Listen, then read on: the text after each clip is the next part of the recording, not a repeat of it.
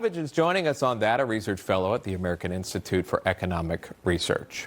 And Brandon Arnold is executive vice president at the National Taxpayers Union. Great to see you, both of you here, and I appreciate that. Brandon, I'll start with you on this. Mortgage rates, what this means for home buyers, breaking this down for us, and give us a little bit of a comparison a year ago versus where we are today.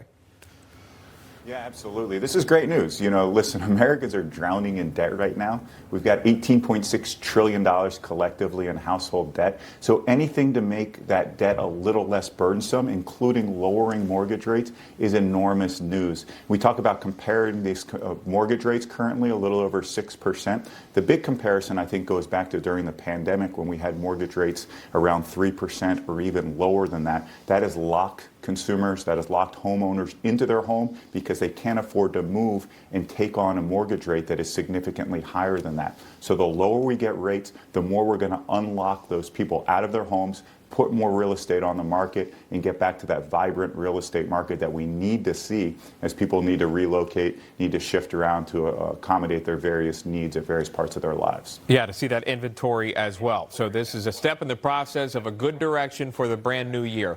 Let's talk about a new year here, Thomas, with this that we've learned this morning. Netflix announcing it's reached a deal to buy Warner Brothers Discovery. The transaction comprised of cash and stock, and it's valued around $27.75 per Warner Brothers share. So what does that mean? This is $82 billion, the deal. The deal is for Warner Brothers Discovery's film studio, so that's huge. Every time you see a movie, you see the big WB. Also, the streaming service, HBO Max, is a part of this. The acquisition is expected to close in 12 to 18 months. But from your reading, Thomas, I mean, is this a done deal? And also, does this monopolize the entertainment industry for Netflix? Great question, Sean.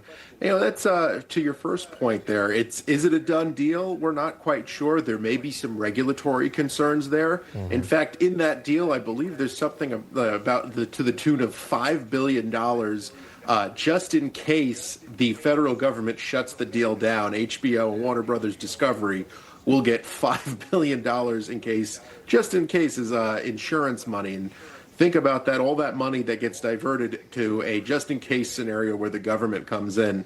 But the other point you brought up there, monopolizing, I think that's a really great question because when you want to look at things from a pure economics perspective, it's easy to fall into the trap that big equals monopoly, concentration equals less competition, when you have to look at why markets are concentrated.